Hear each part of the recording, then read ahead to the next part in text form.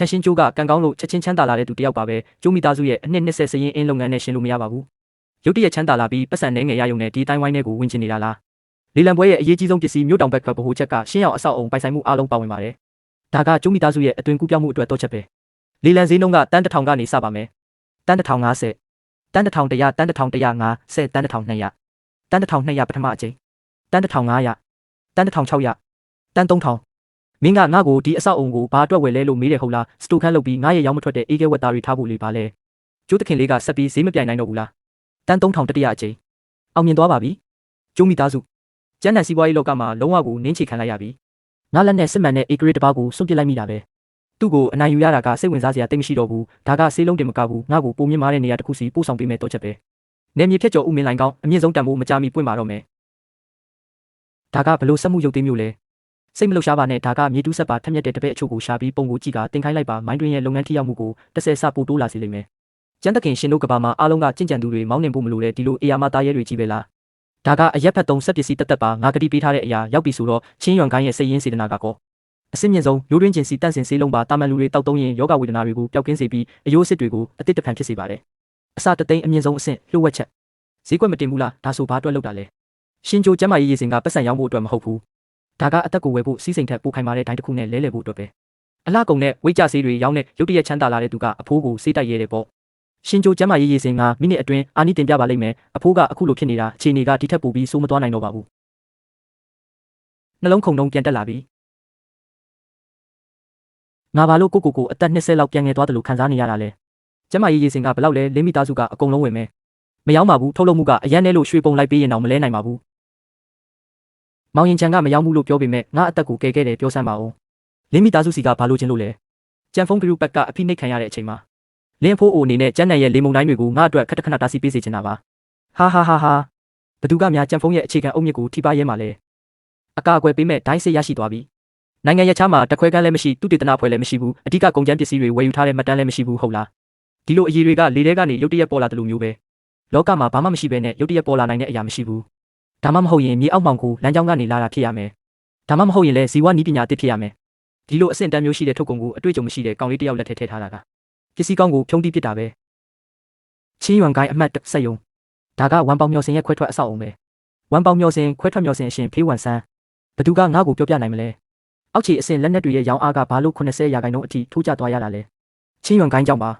သူတို့ဘယ်ကနေရမှန်းမသိတဲ့ထူးဆန်းတဲ့တန်ကြေးအရေးတွေကိုတုံးနေကြတာချိုယွင်းချက်နှုန်းကသူညအထိကျသွားပြီးရောင်းဈေးကငါတို့ရဲ့ကုန်ကျစရိတ်ထက်30%ပိုတက်တာနေပါတယ်လွန်ခဲ့တဲ့လဝက်လောက်ကဝိညာဉ်စွမ်းအားလုံးဝမရှိတဲ့တာမန်လူတစ်ယောက်ချင်းရွန်ကိုင်းရဲ့တာမြင့်နယ်မြေတွေကိုလှုပ်ဝက်ပြီးအကြိမ်ကြိမ်ဝင်ထွက်သွားခဲ့တဲ့ဒီထူးဆန်းတဲ့ကုန်ပစ္စည်းတွေအားလုံးကသူ့စီကနေလာတာလို့သတင်းတွေထွက်နေပါတယ်တာမန်လူတစ်ယောက်ဟုတ်လားတကယ်လို့တာမန်လူတစ်ယောက်ဖြစ်နေမယ်ဆိုရင်ဒါကဝမ်ပေါင်မျော်စင်မသိသေးတဲ့လှုပ်ဝက်ကုန်သွယ်မှုလမ်းကြောင်းတစ်ခုရှိနေတယ်ဆိုတဲ့သဘောပဲအမိန့်ထုတ်ပြန်လိုက်ဝမ်ပေါင်မျော်စင်ရဲ့ထိန်းချုပ်မှုအောက်မှာရှိတဲ့ဝါနုနယ်မြေရဲ့ဈေးကွက်တွေကုန်သွယ်မှုလမ်းကြောင်းတွေအားလုံးချင်းရွန်ကိုင်းရဲ့ကုန်ပစ္စည်းတွေကိုအလုံးစုံပိတ်ဆို့လိုက်တကယ်လို့ကုန်သွယ်မှုလှုပ်ဝက်ချက်ကိုမပြောဘူးဆိုရင်အသေးသက်ပစ်လိုက်တစ်ချက်တူးလိုက်တာကဒီအဖိုးကြီးရဲ့အားကုန်သုံးပြီးတိုက်ခိုက်လိုက်တာနဲ့ညီမျှနေတာပဲပြီးတော့ဝိညာဉ်စွမ်းအားလည်းမကုံဆုံးဘူးထင်းစီအမဲရောင်ရည်ဒီဇယ်ကျွေးထားရုံနဲ့တနေ့လုံးတူးနိုင်တယ်လေကျမမြင်နေရတာစက်ပစ္စည်းတွေမဟုတ်ဘူးလူကိုကြက်တီးထားစေမဲ့အေးဆက်ပြီးထိရောက်တဲ့စနစ်တစ်ခုပဲချန်ရှင်းကျိုးကနတ်အမြုတွေမရှိတဲ့လူသားတစ်ယောက်ဖြစ်ပြီးတာမန်လူတွေနဲ့တားရဲတွေကိုအသုံးပြုကချင်းရွန်ချီကျုံရဲ့ကုန်ထုတ်စွမ်းအားကိုခစ်တစ်ခုစီမြင့်တင်ပေးခဲ့တယ်မိုင်းတွင်းကိုလည်းတပည့်တွေအများကြီးထက်လွတ်စရာမလိုတော့ဘူးအပြင်တပည့်အတွင်းတပည့်အားလုံးကိုနံပါတ်1အလုပ်ယုံစီပြောင်းရွှေ့ပြီး10နှစ်နာရီပတ်လုံးမိဖို့ကိုမရက်မနာဖွင့်ထားလိုက်ပါချင်းရွန်ချီကျုံဟာခစ်တစ်ခုစီတရားဝင်ခြေလန်းလိုက်ပြီအလုပ်ယုံရဲ့တရက်ထုတ်လုပ်မှုကအခုဆိုအခုရေ9000ရှိနေပါပြီဝမ်ပေါင်လူရဲ့ပိတ်ဆို့မိတ်အရာဒီနေ့ကစပြီးကုန်သွယ်ရေးစင်တာကြီးတွေနဲ့လေလံပွဲတွေအားလုံးမှာချင်းရွန်ချီကျုံရဲ့ကုန်ပစ္စည်းမှန်သမျှကိုလက်မခံဖို့တားမြစ်ထားပါတယ်ဈေးကွက်ကြီးတွေကလက်မခံရင်ရတနာတွေဘလောက်ပဲရှိအဆိုးအဆုတ်တွေဖြစ်ကုန်မှာပဲအဲ့ဒီလိုဆင်းရဲတဲ့နေရာတွေမှာဘလောက်များရောင်းရမှာမို့လို့လဲဝမ်ပေါင်လူကပိတ်ဆို့ထားတာကဈေးကွက်ကြီးတွေကိုပဲဟုတ်တယ်မလားဒါဆိုရင်ဝေးလံတဲ့ရွာတွေနဲ့အောက်ခြေလူရန်စားတွေစုဝေးရနေရာတွေကြတော့ကောနက်ကြောက်တုံးတုံးကိုတောင်ခွဲသုံးနေရတဲ့လူတွေကိုသူတို့လိုက်ချုပ်ကင်နိုင်ပါမလားတယောက်တည်းကမဝယ်နိုင်ရင်လူ1000လူ3သိန်းရှိတာပဲဈေးကွက်ကြီးတွေကအဝင်မခံရင်သူတို့ကိုကြော်ခွသွားရုံပဲပေါ့နောင်တော်ကြီးကြီးလက်ကနေမြို့ပြကိုဝိုင်းရံတဲ့နီးပြူဟာအကြောင်းကြားဘူးလားကိုလုံးပြန်လွှားတာနဲ့ကာကွယ်ရေးဝတ်စုံတွေအောက်တန်းစားနက်ကြောက်တုံးတစ်ဝက်ပဲကြားတင်မှာဖြစ်ပြီးဝမ်ပေါင်လူထက်6ဆပိုးတက်တာပါတယ်နက်ကြောက်တုံးမရှိဘူးလားရွှေငွေဆေးဖက်ဝင်အပြင်ကြေးအစုပ်တန်အစုပ်အားလုံးနဲ့လဲလို့ရပါတယ်တကြားဖြူစားချုံမှုံမှန်နဲ့ကြက်မကြီးတွေနဲ့လဲလို့ရပါတယ်အဲ့ဒီနက်သမားတော်တွေကကီလိုမီတာရာချီဝေးတဲ့နေရာထိသွားပြီးလမ်းဘေးဆိုင်တွေမှာပစ္စည်းဝယ်ကြတယ်ပေါ့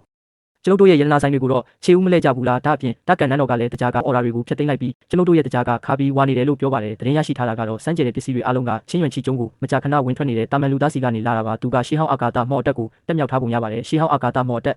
မဆန်းတော့ပါဘူးတွေးရိတ်ချေလုံခြုံရေးတပ်ဖွဲ့ဝင်အားလုံးထွက်ခွာပြီးချင်းရွံရဲ့ကီလိုမီတာရာချီကိုပိတ်ဆို့လိုက်ပါငါအရှင်လိုချင်တဲ့သူ့ကောင်းတဲ့ကလှုပ်ဝက်ကုံသွေးလမ်းကြောင်းကိုသိချင်တဲ့ခန်းစားစီပြစ်မှတ်ကတာမန်လူဖြစ်ပြီးကျင့်စဉ်မရှိတဲ့အတွက်တပြန်စည်းနိုင်မှာမဟုတ်ဘူးချင်းရွံကနေထွက်သွားခြင်းရင်ဒီလမ်းငယ်လေးတွေတိုင်းပဲသွားရလိမ့်မယ်တာမန်လူတယောက်အတွက်တွေးရိတ်ချေအဖွဲ့10နှစ်ဖွဲ့လုံးထွက်ဖို့လိုလားသူ့စီမှာအကြီးအကဲလိုချင်နေတဲ့အာကာသမော်တက်ရှိနေတဲ့အရင်ဆုံးခြေလက်တွေကိုဖြတ်ပြီးမှဝိညာဉ်ရှာဖွေရေးအတက်နဲ့မှတ်ဉာဏ်တွေကိုဆွဲထုတ်မယ်မစ္စတာချန်ကတောင်တကားကနေထွက်သွားတာမဟုတ်ဘူးတွေးရိတ်ချေအဖွဲ့ကတက်တန်းကုန်တဲ့အထိလိုက်ရှာရင်တော့သူ့ရဲ့သပင်တပင်ကိုတောင်ထိနိုင်မှာမဟုတ်ဘူးဝေဖုံးချန်ကျိုးဥက္ကဋ္ဌချန်ကုမ္ပဏီဘက်ကလှုပ်ရှားနေပြီးအဖက်ဖက်ကနေဗန်နာရေးအရာပိတ်ဆို့နေတာကြောင့်ကျမတို့တောက်မခံနိုင်တော့ဘူးတခြားကဘာကလူသက်သမားတွေကကျွန်တော်ကိုမဖမ်းနိုင်ပေမဲ့ဒီဘက်ကလူတွေကတော့ချန်ကျိုးရဲ့လက်ပတ်မှုကိုအသေးလဲပိတ်ဆို့ထားကြတယ်တပြည်နယ်လုံးမှာရှိတဲ့အစာဆက်ဆက်ယုံ30ယုံလုံးကစာချုပ်ဖြတ်သိမ်းလိုက်ပြီးဝက်အကောင်ရီတောင်းချီနဲ့အမဲကောင်ရီထောင်ချီက2ရက်အတွင်းအစာပြတ်တော့မယ်အေးခန့်ထရက်ကားလေးစီးကလည်းတပိတ်မောက်နေကြတဲ့ပလင်းသေးခန္ဓာကိုယ်တန့်စင်စေးနဲ့မျက်နှာတစ်စေးတွေကလည်းကိုတောင်ထဲမှာပဲပိတ်မိနေတဲ့ဗန်သုံးခုကလည်းတပြိုင်တည်းငွေပြန်သွင်းဖို့တောင်းဆိုနေတာကြောင့်လက်ကျန်ငွေကအလွန်ဆုံးခံမှာတပတ်ပဲပြီးတော့စေဝါစုံစမ်းစစ်ဆေးရေးအဖွဲ့ကလည်းအောက်ထပ်ကိုရောက်နေပြီးသူတို့ကအလုပ်ပိတ်ခိုင်းပြီးအဓိကစေးရီဖော်မြတူလာကိုလွှဲပေးဖို့တောင်းဆိုနေကြတာချန်ကျိုး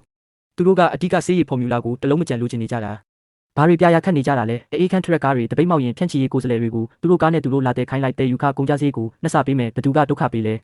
ဲကိုယ်စားလှယ်အခွင့်အရေးကိုဖျက်သိမ်းလိုက်စေဝါစုံစမ်းစစ်ဆေးရေးအဖွဲ့ကိုကြိုက်တယ်လို့စခိုင်းလိုက်ထုတ်လုပ်ရေးလိုင်းကိုလည်းစိတ်ကြိုက်ကြည့်ခိုင်းလိုက်ဒါဆိုမွေးမြူရေးချန်ကကောဝက်ကောင်ရီတောင်းချီအစာပြတ်တာကတကယ်ဆုံးရှုံးမှုကြီးလေဒါကကျွန်တော်ဖြေရှင်းရမယ့်ပြဿနာပဲကုချန်ယူကကဘာမြေရဲ့အစာထောက်ပံ့ရေးကွင်းဆက်ကိုဖျက်တောက်လိုက်ရင်ငါ့ကိုအငတ်ထားလို့ရမယ်ထင်နေတာလားမွေးမြူရေးချန်ကိုတောင်ကိုရှင်းလင်းဖို့ပြင်ဆင်လိုက်ပါငါပစ္စည်းသွားသွင်းတော့မယ်ဒီလိုဝိညာဉ်စွမ်းအင်တွေရောထွေးနေတဲ့အရာတွေကိုအမိုက်ဖြစ်ပဲတတ်မှတ်လို့ရမယ်တွန်းချလိုက်ချန်ကျိုးဒါကတကယ်အဆင်ပြေပါမလားယောဂဖြစ်ပြီးတေကုံရင်မွေးမြူရေးချန်ကြီးတစ်ခုလုံးပျက်စီးသွားလိမ့်မယ်တွန်းချလိုက်နက်ဖျားပဲဝက်တကောင်ချင်းစီကတညာရဲနဲ့10ကီလိုလောက်ဝိတ်တက်လာတဲ့အမွေးမြင်တွေကတောက်ပြောင်နေပြီးယောဂဖြစ်နေတဲ့ဝက်တွေပါအကောင့်အတိုင်းပြန်ဖြစ်ပြီးခုံပေါက်နေကြပြီးကုချန်ယူကငါရဲ့ရင်းမြစ်ကိုပိတ်ဆို့ချင်နေတာပေါ့ဒါဆိုလဲငါဘက်ကအစ်စ်အမှန်တူနိုင်မဲ့ဝက်ဖဲကို3ရတော့မှာပေါ့ထိတ်တန်းစားတောက်ဆိုင်တွေတီးတန့်ကလပ်တွေနဲ့အထက်တန်းလွာတွေရဲ့မိဖို့ကြောင့်တွေကိုဖိတ်စာပို့လိုက်ပါချန်ကျိုးရဲ့ပထမဆုံးအကြိမ်ထိတ်တန်းဝင်းညင်အသားလဲကြပွဲကိုမနှက်ဖြန်ညကြရင်ကျင်းပါမယ်ကျန်းနံ၍ရှန်လူစားတောက်ခမ်းမှာဥက္ကဋ္ဌချန်ခမ ्या ကအချိန်ကုန်ခံပြီးကျွန်တော်တို့ကိုဖိတ်ခေါ်တယ်ဆိုတော့ကြွေးတာကဒါပဲလားလူကြီးမင်းလီတလုံးလောက်မြည်စမ်းကြည့်လိုက်တာနဲ့ချက်ချင်းတည်သွားပါလိမ့်မယ်ဒါမဖြစ်နိုင်တာငါကကဘာပေါ်မှာအကောင်းဆုံးဆိုတဲ့ဝါကယူမဲသားတွေဝက်မဲသားတွေကိုမြည်စမ်းမှုပြီးသားဒါကတကယ်ကိုနှက်သက်ကြွေတဲ့အစားအစာပဲချန်ဆုံးဒီလိုအသားမျိုးခမ ्या တို့စိုက်ပျိုးရေးချန်မှာဘယ်လောက်ရှိလဲကျွန်တော်တစ်ဆက်စပေးမယ်မဟုတ်ဘူးအစား20ပေးမယ်ကျွန်တော်တစ်သက်လုံးအတွက်အပတ်ပြတ်ဝဲချင်တယ်လီဆုံးခမ ्या တယောက်တည်းဝါမျိုးမလို့လားကျွန်တော်အစား30ပေးမယ်လီကုမ္ပဏီဥက္ကဋ္ဌခမ ्या တယောက်တည်းအပိုင်စီးမလို့လားကျွန်တော်အစား30ပေးမယ်အားလုံးပဲချင်းကျိုဂေးဟာစနစ်စိုက်ပျိုးမွေးမြူရေးချန်ရဲ့ထုတ်လုပ်နိုင်စွမ်းကအကန့်အသတ်ရှိပါတယ်ဒီလိုမျိုးနှက်ဆေးရည်စိန်သားကိုလောလောဆယ်မှာအကန့်အသတ်နဲ့ပဲကြိုတင်မှာယူမှုကိုလက်ခံပါမယ်ဒါပေါ့တကယ်လို့တယောက်ယောက်ကကျွန်တော်တို့ထုတ်ကုန်မှာပြဿနာရှိတယ်လို့ထင်ရင်တော့အချိန်မရွေးပြန်နှုတ်ထွက်သွားလို့ရပါတယ်ဘသူကပြဿနာရှိတယ်လို့ပြောရဲလဲကျွန်တော်အရင်ဆုံးသူ့ကိုအမှုလုပ်ပြမယ်ကုမ္ပဏီဥက္ကဋ္ဌကူးချန်ရွက်ရုံးခန်းအတွင်းကျွန်တော်တို့ဆက်လုပ်ကြအောင်မလားဆက်လုပ်ရမှာပေါ့ဘာလို့မဆက်လုပ်ရမှာလဲစီးပွားရေးနီလန်းနဲ့သူ့ကိုအသေးသက်လို့မရမှာတော့ဇင်းမြင့်မရေရတဲ့အဲ့ဒီတက်ကြွတက်ပစ္စည်းတွေအကြောင်းစေဝါကြီးချက်ကုတ်ကဲရေးဌာနကိုသူတို့ဘယ်လိုရှင်းပြမလဲဆိုတာကျွန်တော်စောင့်ကြည့်ရသေးတာပေါ့ချင်းကျိုးအုပ်စုအဆောက်အုံတွင်ချန်ရှင်းကျိုးလွန်ခဲ့တဲ့3လကအကျွေးတွေပက်လက်ဝိုင်းနေပြီးအခုတော့တန်မိုးဘီလီယံရာချီရှိနေပြီးနာလန်ထူလာတဲ့အချိန်ကဘန်နာပြလိုက်တာထက်တောင်မြန်သေးတယ်ခမ ्या ကမဖိတ်ဖဲနဲ့ရောက်လာတဲ့အပြင်ကျွန်တော်လူကိုလည်းဒဏ်ရာရအောင်လုပ်တဲ့တိတ်တော်ယဉ်ကျေးမှုမရှိလာဘူးနော်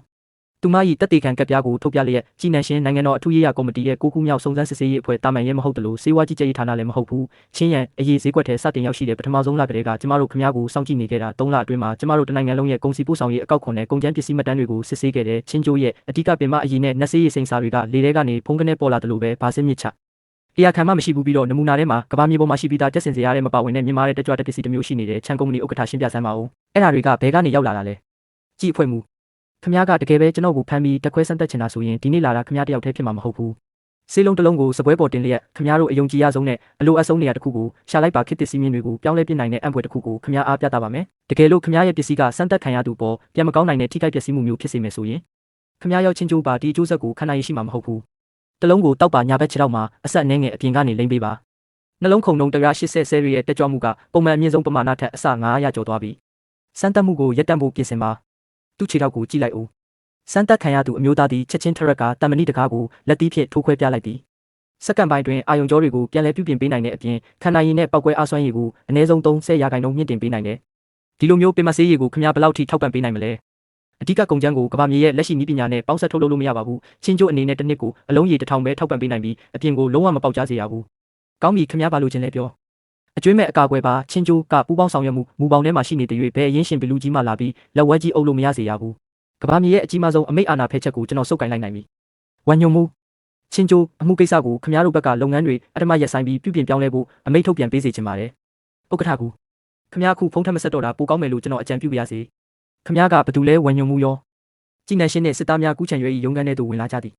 ခမားတို့ဒီနေရာကဘယ်နေရာလဲဆိုတာသိရလားကူးချံရွေခမားဟာနိုင်ငံတော်ရဲ့အဓိကမဟာဗျူဟာမြောက်ပူးပေါင်းဆောင်ရွက်ရေးလုပ်ငန်းတစ်ခုရဲ့ပုံမှန်ထုတ်လုပ်မှုကိုတရားမဝင်ဖျက်ဆီးဖို့ကြံစည်ပြီးနိုင်ငံတော်လုံခြုံရေးကိုအန္တရာယ်ပြုဖို့ကြိုးပမ်းမှုနဲ့တန်တရားရှိတဲ့အတွက်ဥပဒေအရဖမ်းဝရမ်းထုတ်ထားပါတယ်နိုင်ငံတော်ရဲ့အဓိကမဟာဗျူဟာမြောက်ပူးပေါင်းဆောင်ရွက်ရေးလုပ်ငန်းဟုတ်လားချင်းကျိုးအုပ်စုကလားမဖြစ်နိုင်တာဘာလို့လဲဆိုတာခမားသိဖို့မလိုပါဘူးကန်လန်လောကရဲ့ကဘာမြေပြင်ချိတ်ဆက်မှုကိုအဆင့်မြင့်စွမ်းအားစုတစ်ခုကပြစ်မှတ်ထားလိုက်ပြီးဖြစ်ကြောင်းစစ်ဆေးတွေ့ရှိရပါသည်ပြစ်မှတ်ရဲ့အန္တရာယ်အဆင့်အလွန်အမင်းအန္တရာယ်ရှိကျဉ်းတဲ့အဆင့်လျှို့ဝှက်အဆောင်ရှောက်ရန်သူကဟင်းလင်းပြင်လုတ်ခတ်မှုလိုင်းလုံးကတဆင့်အင်ရှင်ရဲ့နောက်တစ်ကြိမ်ကဘာကျော်ဖြတ်မဲ့ဒီနေရာကိုပြစ်မှတ်ထားပြီးပါပြီကျမ်းမာရေးအထူးပူးပေါင်းဆောင်ရွက်မှုထုတ်လုပ်ရေးလိုင်းကိုကော်မတီကလုပ်ငန်းစဉ်တစ်ခုလုံးညှိနှိုင်းတည်ဆောက်ပေးမှာပါပူးတွဲလုံခြုံရေးအဖွဲ့ကအမြင့်ဆုံးအဆင့်ပြင်ပကာကွယ်ရေးထိန်းချုပ်မှုကိုဆေးလွတ်ပေးမှာဖြစ်ပါတယ်ဒါကအထူးပူးပေါင်းဆောင်ရွက်မှုအော်ဒါကလက်မှတ်ထိုးလိုက်ပါချင်းကျိုးဟာလန်ရှင်းကဘာမှာထိပါလို့မရတဲ့ဦးစားပေးခွင့်ရေးကိုတရားဝင်ပိုင်ဆိုင်သွားမှာပါအခုအဲ့ဒီလမ်းကြောင်းရဲ့တိုင်ဘက်ကထိတ်တန်းလူသက်သမားတွေကိုဆေးလွတ်ထားတယ်ကျွန်တော်သာတည်သွားရင်ခမားတို့ကျမ်းမာရေးတစ်စက်မှရမှာမဟုတ်ဘူးကျွန်တော်ကိုတီနေရပြောပါပူးတွဲလုံခြုံရေးအဖွဲ့ကိုဆေးလွတ်ပြီးရှင်းလင်းခိုင်းလို့ရပါတယ်ပုံမှန်လှုပ်ရှားမှုတွေကဝင်းဆွတ်ဖက်ဖို့မလွယ်ကူဘူးကျွန်တော်ကကိုကာကွယ်မဲ့လက်နက်ကရိယာတချို့ပဲလိုချင်တာဥပမာအလိုလျောက်ပြစ်ခတ်မှုစနစ်စွမ်းအားအပြင်းပိတ်ဆို့မှုစနစ်တွေပေါ့မင်းရဲ့လမ်းကြောင်းပြတ်တောက်သွားရင်ဆုံးရှုံးရမှာကပူးပေါင်းဆောင်ရွက်မှုမူပေါင်းတစ်ခုလုံးပဲ3နာရီအတွင်းပစ္စည်းတွေကိုတတ်မှတ်ထားတဲ့ကိုတောင်ကိုပို့ပေးမယ်မင်းဘလို့ငါမဆွတ်ဖက်ဘူးငါလိုချင်တာကမင်းတက်ရှင်လျက်နဲ့ကုန်ပစ္စည်းတွေကိုပြန်တည်လာဖို့ပဲရန်သူကဟင်းလင်းပြင်ချိတ်ဆက်မှုကိုပြစ်မှတ်ထားပြီးပါပြီအကွာဝေးကမိုင်းတရမပြည့်တော့ပါကြင်ကြံချင်းလောကကလူသက်သမားတွေပေါ့ဟုတ်လားဒီညခမားတို့ကိုမြည်စမ်းခွင့်ပေးရမလဲလန်ရှင်းကဘာရဲ့စက်မှုယဉ်ကျေးမှုကလာတဲ့တတုမုံတိုင်းဆိုတာဘာလဲဆိုတာကိုတတိထားဆန်းဒီနေရာကထူးဆန်းလောက်အောင်တိတ်ဆိတ်နေတယ်ဘာလဲဟာရန်သူတိုက်ခိုက်မှုအကာအကွယ်စွမ်းအားတွေကိုထုတ်ကြပြန်သွားပြီးခမားတို့ရဲ့အဆောက်အုံတခင်ကိုပြောလိုက်ကျွန်တော်ကိုဖမ်းချင်ရင်တကယ်ဆရာကြီးတွေကိုပဲလွတ်လိုက်ပါကျန်တဲ့ရှင်းလင်းရေးအလုပ်ကတော့ဘုံရဲ့အလုပ်ပဲတာမန်တိုက်ကွက်တွေရဲ့တဲလုံစမရှိဘူးတန်ဆင်အားအင်မတန်ပြင်းထန်တဲ့တန်ရာတွေပဲမိုးကြိုးအရှိန်ဝါတဲလုံစတွေလည်းကျန်နေသေးတယ်ဒါကတာမန်ကိုခံပညာရှင်တယောက်လုံနိုင်တာမျိုးမဟုတ်ဘူးဒီလူနောက်ွယ်မှာနောက်ခံအင်မတန်နဲ့ဆိုင်တဲ့ထိတ်တန့်အင်အားစုတစ်ခုရှိနေတာတေချာတဲ့လူမပြီးသွားဆမိပြီးလက်ဆောင်ပြည့်စုံပြင်ဆင်စမ်းငါကိုယ်တိုင်ချင်းရွှဲချီခိုင်းကိုသွားပြီးစိတ်ဆက်ညှိနိုင်မယ်ခိုင်းအုပ်ကျွမ်းခမားလွတ်လိုက်တဲ့ခွေးတွေကကြည့်ရတာအာမရစရာပဲစီနီယာစိတ်လျှော့ပါဝမ်ပေါင်အဆောက်အုံကအကောင်းဆုံးဝိညာဉ်ကျော်3ခုရဲ့တူးဖော်ခွင့်ကိုပေးပါမယ်အသက်ရှင်ခွင့်လမ်းစလေးတစ်ခုပဲခြံထားပေးဖို့တောင်းပန်ပါတယ်ကျွန်တော်မှာဒီပတ်စံတွေလိုနေတယ်လို့ခမားထင်လားခမားကိုမတက်တာကဝမ်ပေါင်အဆောက်အုံကအတုံးဝင်သေးလို့ပဲခမားတို့ရဲ့ကန်လန်လောကတစ်ခုလုံးမှာဖြန့်ကျက်ထားတဲ့ကုန်သွယ်ရေးကွန်ရက်ကိုကျွန်တော်အသုံးချခြင်းနဲ့ချင်းရွှဲကြည့်ခိုင်းရဲ့မော်လက်နက်တွေတကြားဖြူစားချုံမှန်အားလုံးကိုဝမ်ပေါင်အဆောက်အုံကပဲကိုယ်စလဲအဖြစ်ရောင်းချပေးရမယ်ဈေးနှုန်းတက်မှတ်ခွင့်ကကျွန်တော်စီမှာပဲရှိတယ်အကျိုးမြတ်ကတော့ဝမ်ပေါင်အဆောက်အုံကတပုံပဲရမယ်ဒါကရော်ကြီးပဲခမားမှာကန့်ကွက်စရာရှိသေးလား